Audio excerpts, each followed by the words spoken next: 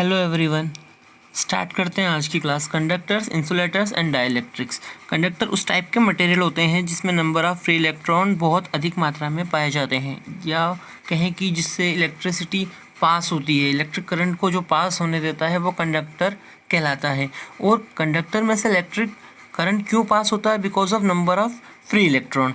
Okay, अब हम बात करते हैं इंसुलेटर्स की। इंसुलेटर उस टाइप के मटेरियल को कहा जाता है जिसके अंदर नंबर ऑफ़ फ्री इलेक्ट्रॉन नगण्य होते हैं, या कह लें कि बहुत कम मात्रा में होते हैं, जिससे कि इसमें से करंट फ्लो नहीं होता है।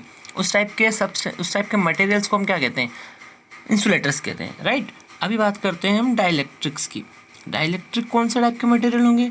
ये होते इंसुलेटर टाइप के ही मटेरियल हैं। ये भी अपने अंदर से कोई करंट को पास नहीं होने देते हैं, लेकिन डाइलेक्ट्रिक्स जो होता है वो हीटिंग इफेक्ट ऑफ करंट को शो करता है। मतलब कि ये गर्म होता तो है, मतलब चार्ज इस पर आता तो है, लेकिन ये चार्ज को फ्लो नहीं होने देता है, विच मीन्स करंट को फ्लो नहीं होने देता है, राइट। आइए हम आगे बात करते हैं इसके कुछ उदाहरण के थ्रू। कंडक्टर्स उस टाइप के मटेरियल होते हैं जिसमें हम कॉपर वायर को यूज़ कर रहे होते हैं। लाइक ये कॉपर वायर जो आपकी है, ओके, ये कॉपर वायर जो आपकी है। आप उसके अलावा आप जितने भी टाइप के वायर्स देखते हैं वो सारे के सारे कंडक्टर होते हैं जो कि करंट को इजीली बहुत अच्छे तरीके से फ्लो होने देते हैं। अच्छा, एक चीज़ और होती है कि कंडक्टर्स का रेजिस्टेंस बहुत कम होता है, क्योंकि इसमें करंट इजीली फ्लो होता है।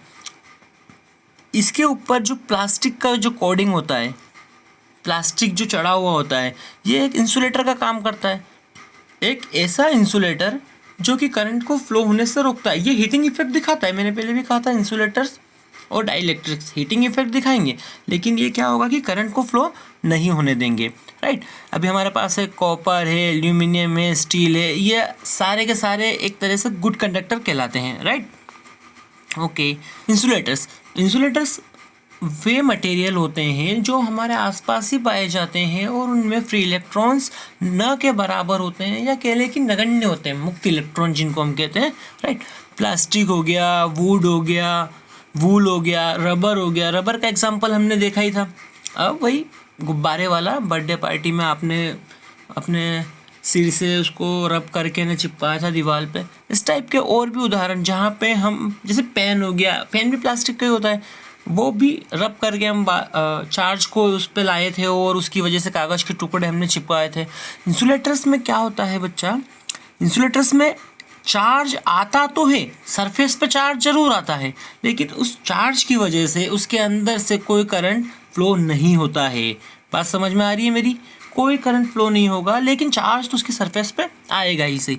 अच्छा, यहाँ पे एक चीज़ और समझने वाली, गौर कीजिएगा कि जो इंसुलेटर्स होते हैं वो अपने ऊपर चार्ज को आने तो देते हैं, लेकिन फ्री इलेक्ट्रॉन्स की अनुपस्थिति या एब्सेंस के कारण वो करंट को फ्लो नहीं होने देते हैं। नेक्स्ट स्लाइड पे चलते हैं। Difference between conductors and insulators. क्या क्या डिफरेंस होते हैं इन दोनों में? तो भैया पहला डिफरेंस जो मेजर डिफरेंस है हमारा, कि जो कंडक्टर्स होते हैं उसमें नंबर ऑफ़ फ्री इलेक्ट्रॉन्स बहुत ज़्यादा होते हैं एज़ कम्पेयर टू इंसुलेटर्स। या इंसुलेटर में तो नंबर ऑफ़ फ्री इलेक्ट्रॉन बहुत ही कम होते हैं, या नगण्य होते हैं, या कह लेते हैं कि कभी कभी नहीं होते हैं। लेकिन फिजिक्स में ऐसा शब्द नहीं है कि कोई भी चीज़ 100% परफेक्ट हो या आइडियल हो, राइट। तो इंसुलेटर्स में क्या होता है? नंबर ऑफ़ फ्री इलेक्ट्रॉन बहुत कम मात्रा में पाए जाते हैं। हमारे पास कुछ उदाहरण है यहाँ पे, जैसे कि सिल्वर, ये बहुत अच्छा एक चालक कहा जाता है, बहुत अच्छा कंडक्टर माना जाता है, right. Gold, copper wire, steel, sea water क्यों?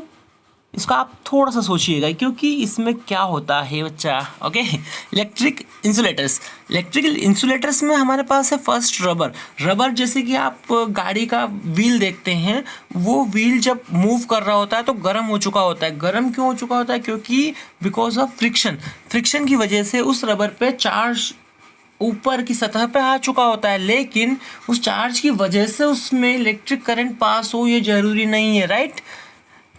ग्लास हो गया, ऑयल हो गया, डायमंड हो गया, ड्राई वुड हो गया, ये सारे के सारे एक अच्छे इंसुलेटर्स के उदाहरण होते हैं। ओके,